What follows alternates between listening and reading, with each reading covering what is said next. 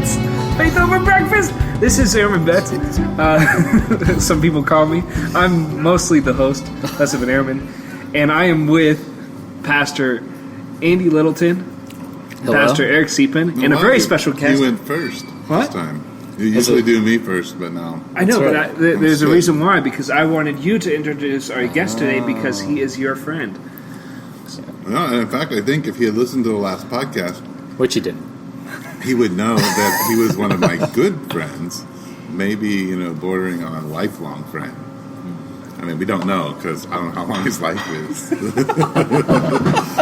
So anyway, his name is Michael Cousineau, and I've known Michael for a very, very long time. Yeah. How long? Yeah, more like something like 15 years now. Yeah. Wow.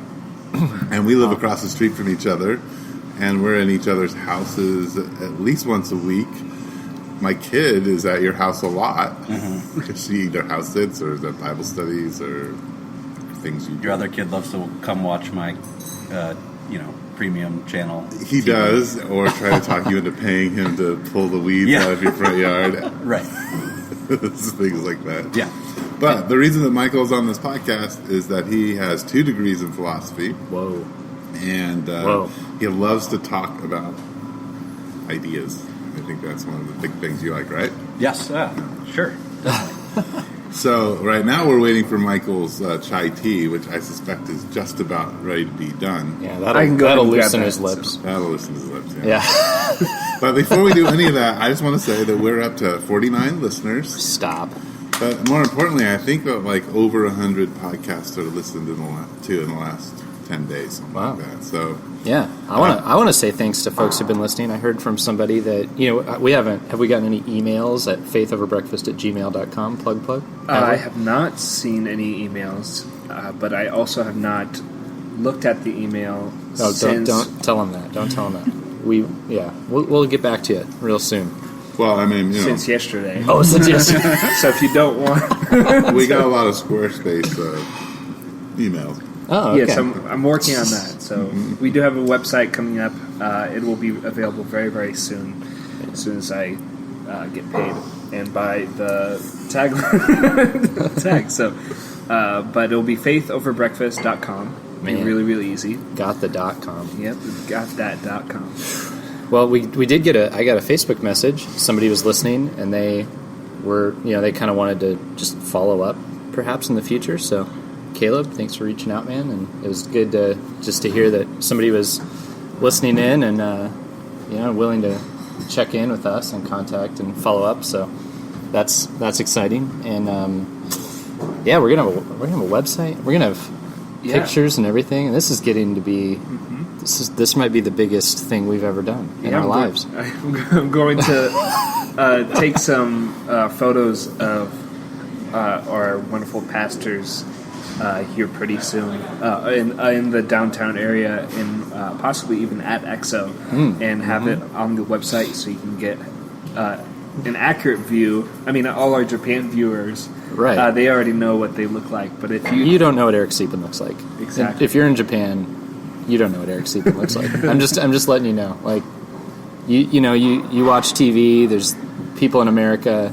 Eric Siepen breaks the mold, my friends. You got to see it to believe it. Yeah, and it's the bandanas. The bandanas are different colored every day. Yep, and it's amazing. And I guess they had bandana day at church. Eric has left us, which he does from time to time. He's getting my chai tea. Getting that chai tea. He's getting the chai tea. Yeah. But yeah, Eric is a bandana man, and it's a beautiful thing. How'd you get to know Eric? How did you meet him? So I moved to town to go to the University of Arizona, and the church at the time was meeting fairly close to the university. Was this when he was at the Muse? No, a little bit later than that, but I knew a girl named Hannah who had come to the university to work with the navigators on campus. Yeah. And she knew me and my very good friend and housemate, roommate, Ron, and she invited us both to come to check out the church. Nice. And we did, loved it. We still continued for a little while to go check out other churches in the morning, since the village meets at night. Yeah. And then eventually we were like, why are we doing that? Yeah. because we don't like any of these other churches, and we have to get up in the morning to do it. So, like, why are we getting up in the morning to do something we're not enjoying? Was there something about, like, morning church that just seemed more like, oh, I got to find one of those. I'll go to this night church in the meantime. But we have something that. like that, right? Yeah. So both of our churches meet at night. So we haven't mentioned on this podcast. So Eric's church is the Village, and it's 2-on-2 this week because normally it's like 2-on-1 mission church. It was in Tucson. 3-on-1 last week. It was 3-on-1 last week. We should move this mic though. Oh, okay. Good call. But anyway, it's 2-on-2 this week. So Bryan and I, we go to Mission Church, and so anyway, both of our churches meet in the evening, and we get that a lot. We've got people who are like, "Hey, man, like, I'm looking at churches in the morning, but I come over here at night." And maybe all of them one day will go, "Wait, why do I wake up early when I don't have to? And I have a great church at night?" Yeah. Pretty much, yeah.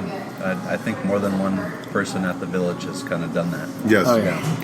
And I think night church it's just been the best thing ever. I agree. I'm not a morning person, so it's actually pretty impressive I'm on this podcast right now. Yeah. Yeah.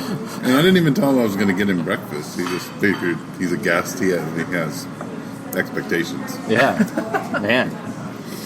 Anyway, so multiple degrees, both in philosophy? Yeah. So I did my undergraduate and my bachelor's degree at the University of Arizona in philosophy, and then immediately after that, I went to try to do a PhD program at the University of Colorado at Boulder. Yeah. I didn't end up finishing that PhD, but I did finish with a master's degree in philosophy from the University of Colorado. Yeah.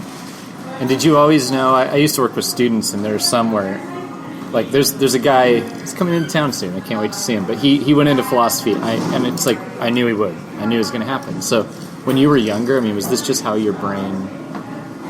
Definitely, but I had no idea what philosophy was. My parents had no idea what philosophy was. They're very smart people, but they're not really intellectuals.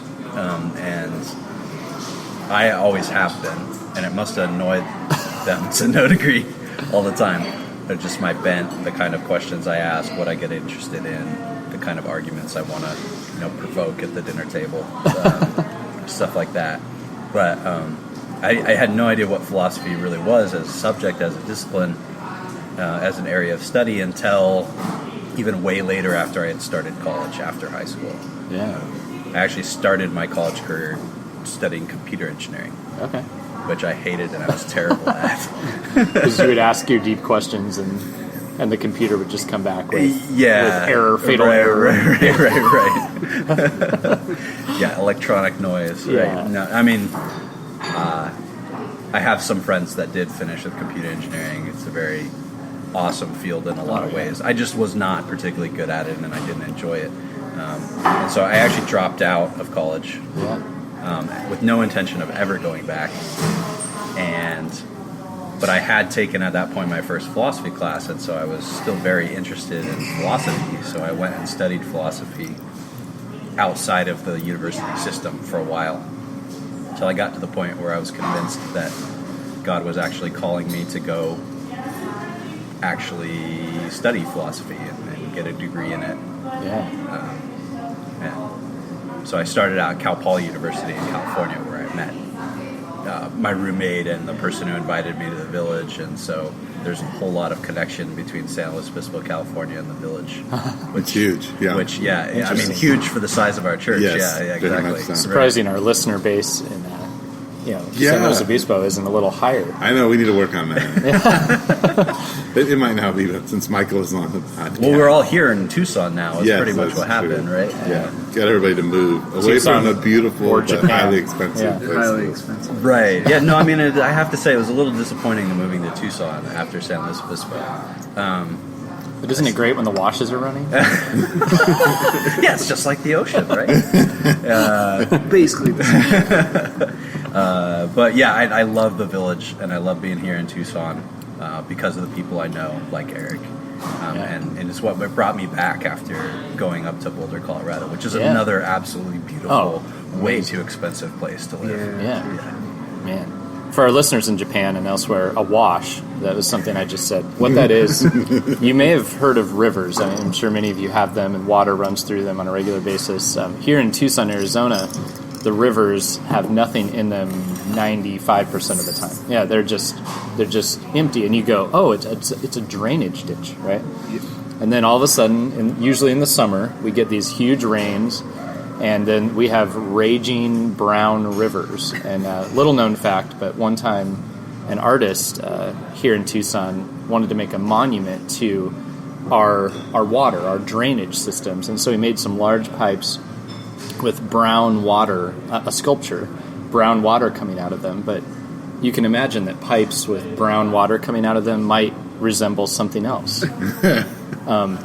Yeah, the old POOP. And so people were so thrilled, and so the monument was taken down. Anyway, Tucson facts for you out there in Japan and wherever else you're listening. It's an interesting place to live.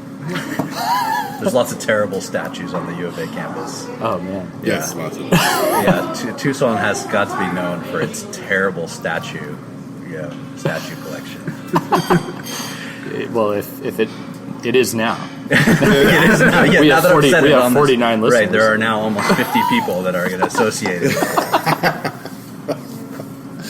Oh man, well we should probably get serious about actually talking about philosophy. But I thought maybe you could start a little bit in talking to us about just how you see what you've learned and kind of your degree, how it's impacted the way you do ministry, the way you deal with people, like especially in this world where truth seems to be relative, or at least people feel like it's relative and don't know how to deal with that. Right. So Eric and I actually were talking about this a couple days after church service a couple days ago. And so I was saying, I'm just not intimidated anymore by a lot of different beliefs and belief systems because I'm already sort of familiar with them or something like them anyway, or the pretty typical moves, logical moves, belief moves that people will make with regard to different beliefs, whether it comes to relativism or anything else. And I'm just not scared of it anymore, or I'm not particularly scared that I'll say the wrong thing or that I won't have the right answer. So in many ways I'm familiar with a lot of the responses and a lot of the kind of logical consequences of holding a particular belief. But also I think it gives me I was talking to my wife about this last night, I think it kind of, people in philosophy, I feel like go one of two ways. They become like bigger jerks and like more arrogant, or they become kind of more humble the more they learn. And fortunately for me, I became more humble about all the different things. So I know a bunch of stuff about philosophy, the history of philosophy, all these different ideas. But I've come to realize some of the smartest people in the whole history of the entire world, you take all of the humans that have ever existed and they're like at the top of smart people, have thought these different things. And so even when I disagree with them, I have a tremendous amount of respect for what they've come up with. And even if they're wrong, you can't just be a dismissive, arrogant jerk about it. Or you shouldn't be anyway. Plenty of philosophers are, by the way. Oh, yeah. Yeah. How could you possibly publish in this field without thinking that like you've got it right and everybody else for the whole history of time has got it wrong? And probably pride could follow that thought. And big reason why I didn't continue with the PhD. So you said an interesting thing about you're not afraid anymore, but what used to make you afraid, and what do you think makes other people afraid to engage with this stuff? Yeah, so I think a lot of us have a fear when we engage in conversations with people we disagree with that we're going to say the wrong thing and it's going to hurt our friendship, or we won't have it right, and we really need to have it right in order to start the conversation. Like, I need to have the answer and be able to like knock down his argument, and win the, win the point. It's kind of like conversation as a sporting event or something like, or combat. And I've just done enough of that now that I've kind of seen how it has gone, and I know so much about the conversation topics that I'm just not as worried that any of that will disrupt my friendships, or that that it has to be the last or only thing that's ever talked about.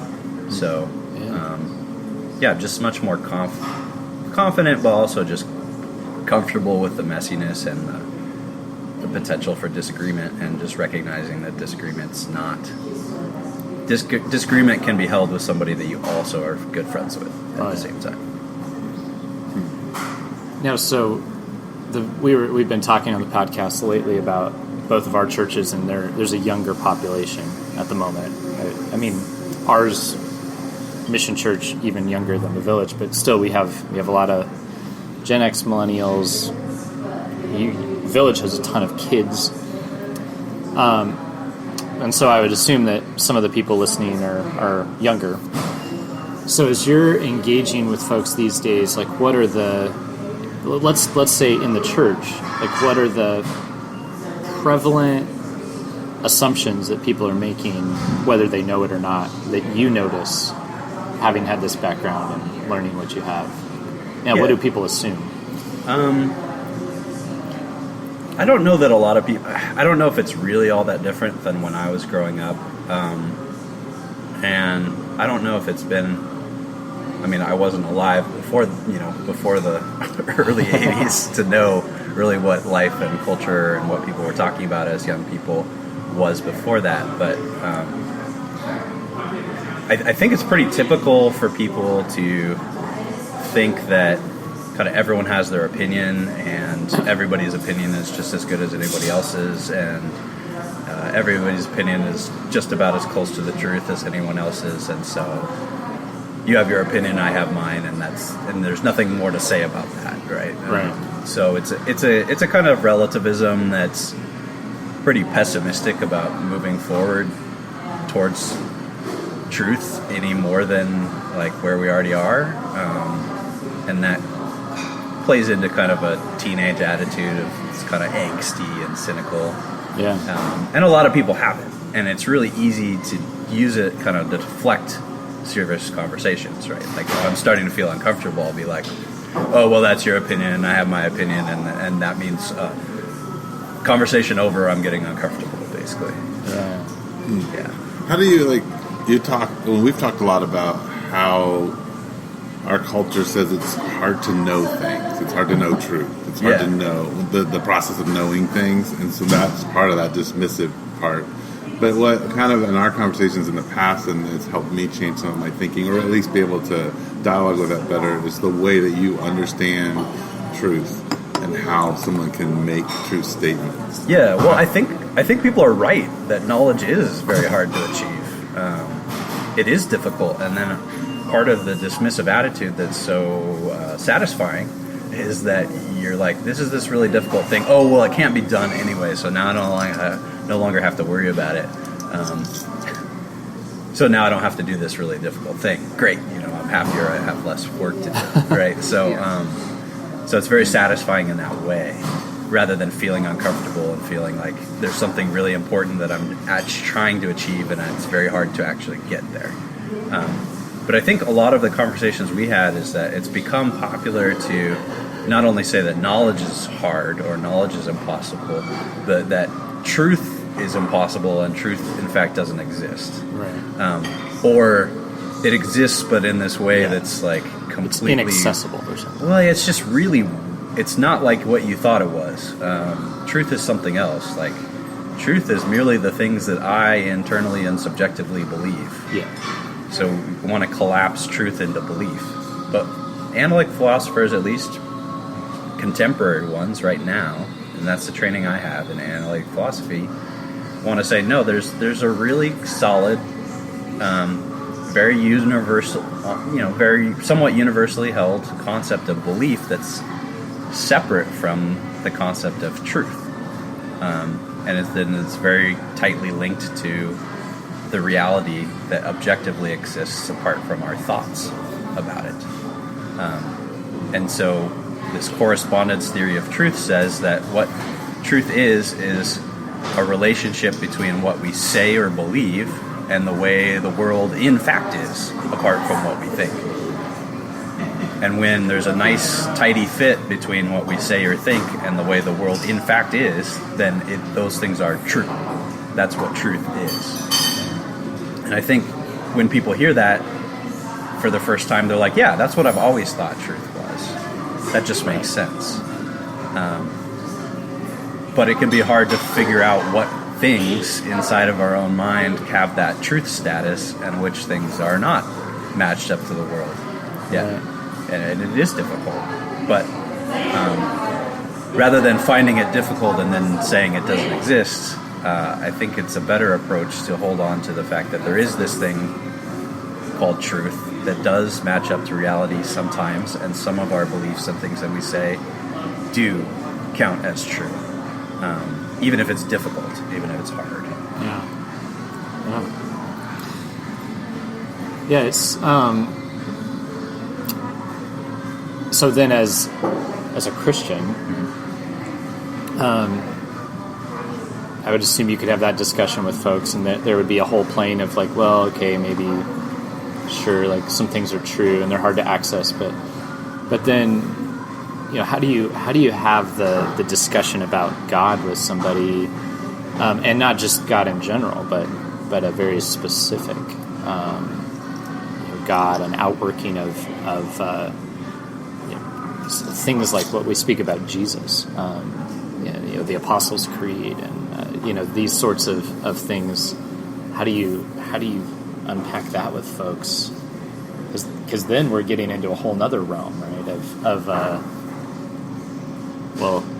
Is this logically true? Does it line up with the world around me? Resurrections and such. Yeah. I think sometimes people have wanted to put religious belief in a tight little box that belongs only in people's heads, right? Only in people's minds, and so, because of the way that they think science has just kind of monopolized knowledge, right? Yeah. Then that's the only way you can access anything. That's the only way we can deal with finding out what's true and attaining knowledge is through modern science. So if anything else is true, it has this other different kind of truth, right, which is like mind-only truth, right? Yeah. True for you, but not for me truth. Or like emotional truth, like it feels good, right, so thereby, exactly. For me, it works. So, I mean, some people do this because they're hoping to like save religious belief. Yeah. Because like they're like, oh, well, we can't have it be existing out in the world because then it clearly doesn't exist because science or something. Right.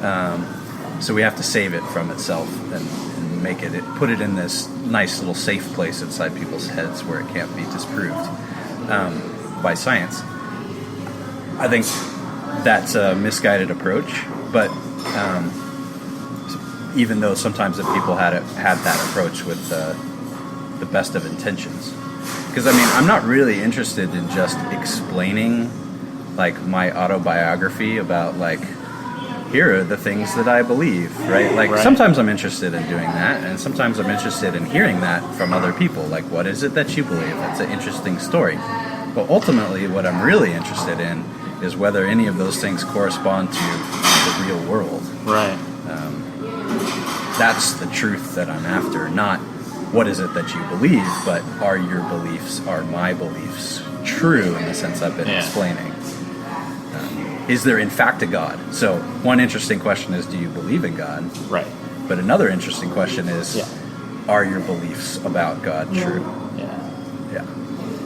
And so, I don't know. Do you? I assume you get to have that conversation from time to time. In fact, that was one of the things that really interested in me in philosophy in the first place, is because you can't avoid those conversations. You're forced to have them, and I, being somebody who enjoys them, loved that. Yeah. The conversation about God and whether God exists and what He's like if He exists is just suffused throughout the history of philosophy. Oh yeah. So you're talking about it all the time as part of your study, whether you're an atheist, a Christian, Buddhist, whatever. So it's really cool. It was very exciting. It was fun. So I feel like I'm like dominating the interrogation here. Well, go ahead. Or I was waiting for Bryan to interrupt and say, "Hey, wait a minute! I'm hosting this show." But I'm doing it. I'm interrupting myself. I have more questions, but please, guys, let's. I was just thinking, like, maybe go on a theological route and talk about what we chatted about on Sunday night. Sure. In the sense that I kind of posed a conversation that happened between some people at our church. In the idea of cessationism, which is this idea that God only speaks in Scripture, that like you can't hear the voice of God in a way, or you can say, God said this to me, because the only place that God speaks is through those words in Scripture. Right. And how do you have a conversation with somebody like that when you might believe that, yes, I actually have legitimately experienced the voice of God. Right. And I thought your whole picture, the swimming pool and everything was... Oh, yeah, I came up with this fantastic metaphor on the fly. I'll get to that in a sec, because, part of your question, I feel like you're actually better at it than me, which is, how do you have the conversation? Right. Because Eric's really, really good about having quality conversations with people where they feel that they can open up and truly say what they believe without feeling, judged or dismissed. I'm better at saying why they're wrong, which is not always the best way to have the conversation. So first start off, here's why they're wrong. Okay, yeah. And then you can think about whether you should actually say any of this to anybody's face as a productive part of conversation. But I think it's very similar to what I had said about knowledge and truth earlier, is that people find it very difficult to really get to the status of knowledge or ascertain whether a particular belief that they have about God or anything else, really, whether the world exists, whether the world, right? Whether the trees and rocks and furniture that they're looking at, is that an accurate picture of, when they see it inside their mind, does that match up with the real world outside their mind? It's a really tough question to really get down, and when you read the history of philosophy, you'll find that people have pointed this out. So it's not just that God or things about religion or Christianity are uniquely difficult, but I think a lot of people have wanted to make it so.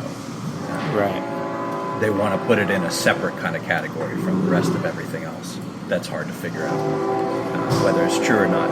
Oh, we got to pause you right now. I feel like we got the train coming. The train's coming. Brian, do you have a thought, a question? So what do you think about that?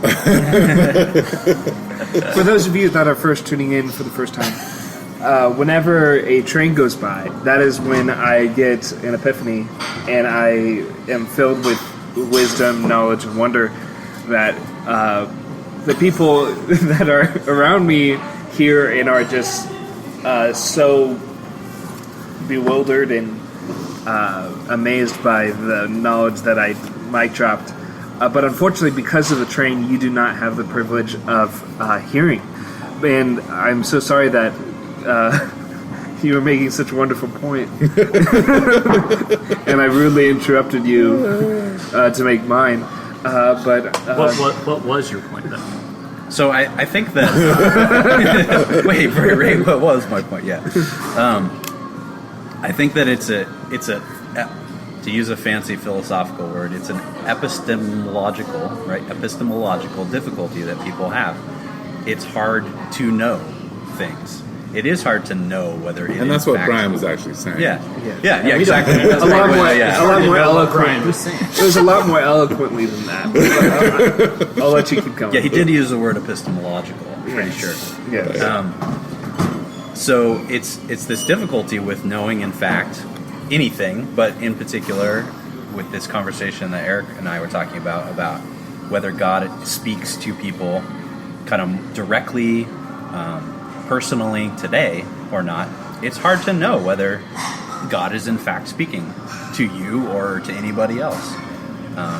And it's hard to, as an outsider, confronted with somebody who claims that God has spoken to them, to figure out whether that person is telling the truth to you or not. Or even if they think they're telling the truth to you, whether God in fact did speak to them. It's especially fun when you ask two people and God says One two says, different things. Exactly right. Yeah, no, God told me to marry you. What? He didn't tell me that. He told me you were a creep. Yeah, exactly. Right. Personal experience. That was actually Brian's point. No, it was very much more profound than that. No. But what our conversation went to with Eric is that I think that you go about figuring out whether God is speaking or whether God speaks in much the same way that you do about almost anything else. Is that it requires a certain amount of trust in the person or people that you're talking to. And if you know that they typically don't mislead you or lie to you about all kinds of other things, and then they tell you that God told me this, right? You're confronted with a person who's genuinely trustworthy, and he tells you yet another thing that would ordinarily, if he just told you out of the blue and was the only thing that you ever knew about them, would seem kind of crazy. But you have to take it seriously, because here's this person that I know and trust about all these other things that are very ordinary, and that I've been able to kind of like verify, right? He tells me, hey, take a bite of this food, it's really tasty, and you take a bite of the food and it's really tasty. All right, I mean, that builds up trust. So then when he tells you God told me something, God spoke to me, it seems maybe a little outrageous at first, but you have to take it seriously because he's given you all kinds of good food, right? He told you like this great hike is out there and you went and it was a great hike, you know, I mean, like that's how you figure out whether things are true. You rely on people's testimony that's been built on trust. Right, and I liked what you had said because you used that whole swimming pool idea, Yes. and you were like, okay, well, I'm in the swimming pool, and I'm telling the person, hey, like you should jump in. It's like really nice here, Right? And you've already in that relationship with that person been trustworthy, and then you're saying, hey, I have all this testimony from all these other people who've been in the pool, and they Right. are very trustworthy people, and so we have testimony, and we have my own experience, Right. and so that's a really interesting way of thinking about it. I guess that's you're maybe to synthesize. You're saying like, you know, within a community of trust, you could you know hear God better than outside of a community of trust. You might. Well, yeah, that I think is also true. But I think Eric's initial question was, how do you come to believe that God does speak to people here today? Directly, personally, and then how do you, in more particular, believe that God has spoken to Eric, or God has spoken to Andy, right, or God has spoken to me? How do you come to believe that? Because Eric and I both believe that it is true that God speaks to people today, and that He has, in fact, spoken to us, right, as individuals and as members of a church community. But there are these people, right? Call them cessationalists who believe actively that God does not, as a blanket statement, never does that anymore. Can't and won't. Well, not can't, but just doesn't, right? I should say, as a guy who is not a cessationist, but comes Right. from a lot of cessationist circles. A distinguished chain of cessationists. There's a lot of variety there. So I mean, sure. I would say, right. Some of those folks would just say never ever, but some would say, okay, not in the way of like the days of the prophets or the apostles or something. Right. But anyway, for what it's worth. Oh yeah. Sorry, I don't mean to be setting up a straw man. So in fairness to them, there's a lot of wrinkles and subtleties of the different views, but. When someone comes to us and says, you know, I don't believe that. I don't believe that God speaks to you in particular because I don't believe that God speaks to anybody. Right. How do you have a conversation that might move them towards changing that belief, to coming to believe that, in fact, God does speak to people, maybe because He speaks to me, so He must speak to people, right? Like, so at least one person.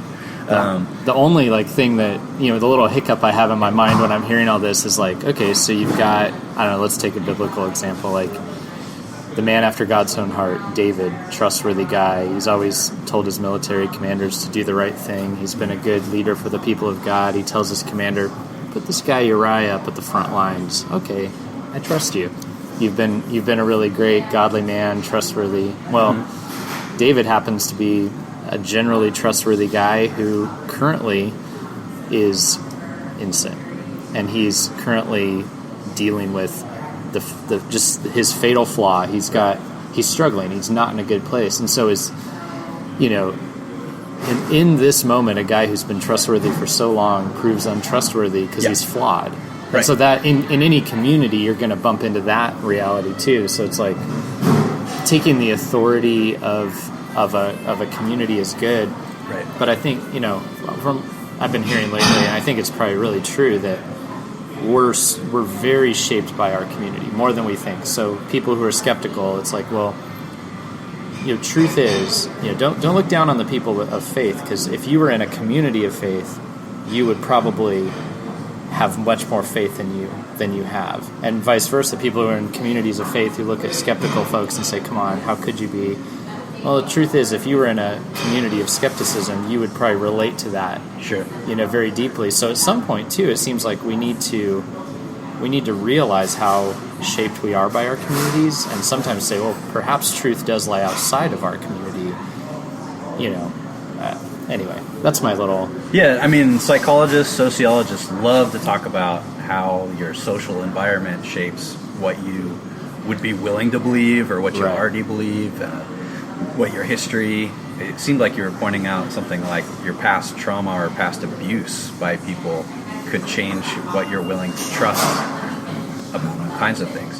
And the more I learn about life, the more people I encounter, the more deeper level conversations I have with people, I just know that that's true. That people have had their trust abused really badly. Uriah gets killed, by the way. So we didn't finish that. Spoiler. And his wife gets taken. Right. Okay. Right. Yeah. Right. So what if we were like Uriah? And I think a lot of people are in that position. They're unwilling to trust because this one time, and it only takes once, right? I'm just going to get massacred I'm going to get slaughtered if I believe people. And sometimes it's the upstanding religious guy who kills you. Right, and it could be the guy who most of the time is generally trustworthy guy. Yeah, and trust is risky. It really is. But I think sometimes we want to compartmentalize that to religious belief. Right. Which really, it's definitely not. When really it's true just across the board. Yeah. So unfortunately, me pointing that out could push you to be a much more generally skeptical, cynical person about everything rather than just about religion. Although that's not my hope. But that's absolutely true, right? In families and friend groups and any kind of... you could get join the Optimist Club, right? And it could happen there. Probably will. And one of the things that I like that we've talked a lot about is, one of the things that I'll use with people on the street is to deconstruct their knowing by saying, well, even though you can sit in that chair there over the last 1,000 times, you can't guarantee me on 1,001 that you're not going to break through the chair. So your knowing is faulty, which is it's a horrible argument. But for somebody on the street, they're like, oh, wait a minute, you're right, I can't know. And what you kind of introduced to me, which was very nice, is to talk to me about, well, what's reasonable to believe? Right. And I love the reasonability, and it's especially when you're talking to teenagers and young people about truth. Mm-hmm. Because truth, there's a lot of reasonable things to believe because they do line up with internal and external, reality. I can say, when you sit in this chair, you're not going to fall through it. That's just a reasonable thing to say. Right. And I think it's also very reasonable to say that when I sit in this chair, I know that I won't fall through it. Right. But knowledge, we've sometimes wanted to hold up a concept or definition of knowledge that requires absolute 100% unassailable certainty. That it couldn't. You can only know things that couldn't possibly be not true, right?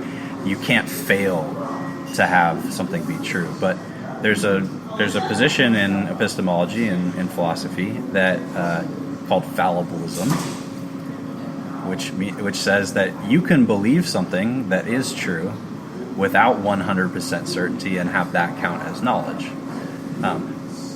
And it's risky, right? You're fallible. You could be wrong, right? You could believe something that you could be wrong about, but when you're not wrong, it counts as knowledge. So you can believe all kinds of things reasonably, and if those things are true, then you know them. And it could turn out to be the case that they're not true, which is that risk, is that fallible part of belief, is that a belief about most of the things that we believe we could be wrong about. But I also want to say that most of the things that we believe we probably are right about, and therefore count as knowledge. Now, from I can imagine conversations I've had with other folks where I think getting along with all of this and the stuff that's like, yeah, like by and large the chair is always there, and so I can believe in that. Mm-hmm. But then they would go, look, okay, as a Christian though, you're not just giving me chairs to sit in, you're giving me, God in the flesh resurrected from the dead. That's unreasonable. Right. And they would be absolutely correct. Like, as far as like, in my mind, like I would go ahead and say, like, yeah, if you're just doing logic and reason and look around at the way things work, then sure, unreasonable. But you might say it differently. I don't know if it's actually a thing about logic and reasons so much as a demand for evidence. So logic and reason are always things that, like, I think of them more as capacities that humans have. Like, sure. We have a capacity for logic and a capacity for reason. They're kind of tools that our mind has. But we operate on the things that we take in, the experiences we have. And we, in order to believe something that seems kind of risky, like, we want more of the experiences that corroborate what's being said. So, like, you want me to ride in that, junker of a car, Eric? Like, can you? I need some more evidence, right? Andy sold it to me. Yeah. Like, I need some more evidence that this car is not going to. Which me selling it to him is probably not enough evidence. I might need to ask him several times. Are you sure this seatbelt works like it's supposed to? Are you sure that this car has gotten you from A to B before? And Eric tells you he's sure, but is he correct? Right. Well, so I mean, right. So we want that about things that seem more risky or that have much more, the possibility of more catastrophic consequences.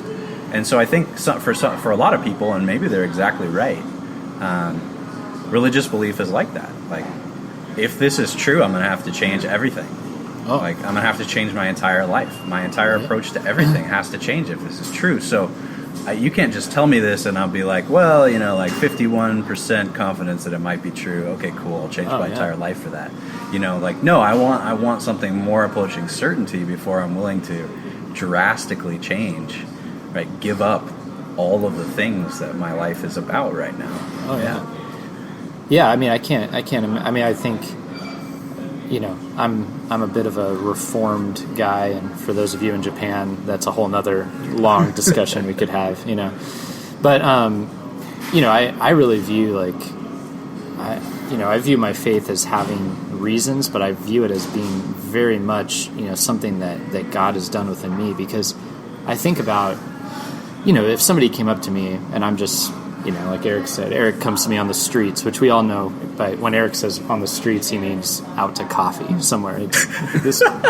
Maybe. Yes, in a coffee shop, it's usually what it means. That's what he means by on the street. On the street, yeah. But when he... it's too hot outside to be on the street. But I'm just living my life. I'm not particularly religious, and he comes up to me and says, hey, here's a God I want you to consider. You can have certainty. You can have the certainty you'd have sitting on this chair. Here's what we believe. Apostles' Creed: died, buried, rose from the dead. I'd be going. I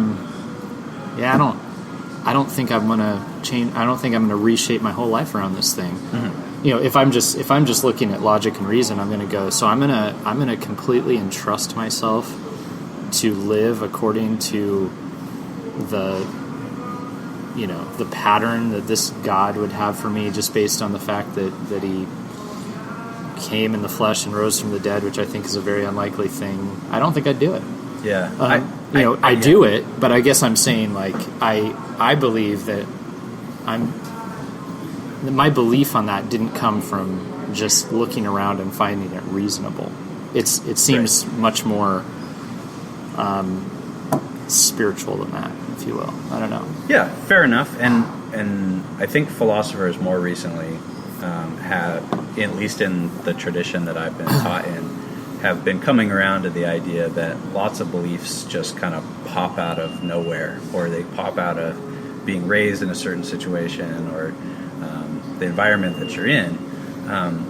And I think for a long time, the history of philosophy, for at least the last few hundred years, has looked down upon that as something that's like somehow unsavory, like, ooh, like that's kind of... You didn't think this through. Yeah, exactly. Yeah, you, in and of your own self, did not create this belief and give it permission to live in your head, like, it just appeared there. Oh my gosh, and like, you have to take every belief that appears in your head as, dirty and guilty until you're able to ascertain whether it's acceptable and innocent, right? But I kind of want to try to challenge people to flip that upside down and be like, well, go ahead and keep those beliefs that are in your mind until you find out they're false, rather than the other way around. It's kind of like an innocent until proven guilty kind of view of belief, rather than getting rid of every belief until you're able to figure out the absolute certainty of its truth. But I don't. So I still don't know. Just to rephrase my point, if it's a matter of logic and reason, but about whether people believe things that are costly or not. Because if it doesn't cost me very much, I'm perfectly willing to believe something, right? You tell me, oh, over in Japan right now, there's a bunch of people listening to this podcast, right? Like, and you believe me. It doesn't you have no evidence. It doesn't cost me anything to believe that. Sure. So I'm perfectly willing to take it just on your word that there are. Right? You don't need to show me like the visitor logs or the the analytics of... Eric will show you. I know. Eric's really into that, by the way. But I don't... What I'm saying is that I can believe that, and I do believe that almost automatically prior to getting any more of that additional corroborating evidence. Why? Because it doesn't cost me anything to believe that. So it's not a matter of logic and evidence. If it was just that, then 51% confidence, right? That's better than half, right? It's better than 50-50 that it's true. So if it's a little more likely inside my mind to be true than false, then I should believe it. Done, right? I believe in God. I believe in the resurrection, right? But it's the costliness of it. We're risk averse. We don't want to give up things that we value, right? We can kind of, even if we haven't played it all out and figured it all out, we can kind of like intuitively see that way is gonna cost me stuff that I personally want to hang on to, right? Yeah. What about? So I'm curious. One way that I've come to approach philosophy in general, and I don't know about. I know there's a lot of different ways of being trained, sure. and I am not trained. Like, so, but one way is to say like a philosophical system is tested based on its ability to answer all the questions. Mm-hmm. Right, and so that's like when I've approached a Christian philosophy, I've believed like I'm exercising faith and I'm trusting in something, but then the way that I work out the rationale of it is I take the system, and so I would be saying I'm taking the God of the Scriptures and what He's revealed to us in the Scriptures, and I'm asking, does this answer all the philosophical questions and create a coherent system? And I believe it makes a very strong philosophical system, whereas, a lot of the other approaches or axioms or beginning points fall apart as they go down the line. How are you trained? How do you think about this? Yeah, so one of the principles of logic is that in order for something to be truth, just as a necessary condition, it's not sufficient for it to be true. But it at least has to have consistency, to have an internal coherence. Because if it's internally incoherent, then at least one of the things that's in your system is false. Right. But and by your system, you're like, that's saying you're going all the way back to perhaps your very premise, your starting point could be flawed. Yeah, right? your total aggregate all your beliefs. Put them all together in one big package, string them together with nice little logical connectives of all kinds, okay? And, that's your system. And so one thing that can be nice about it is it fits together and all the pieces, get along with each other and don't argue with each other very much or, not particularly loudly, or they don't have knives out against each other, right? So that's one good thing that could be for a system. But another thing, it sounded like you were kind of hinting at that might be good.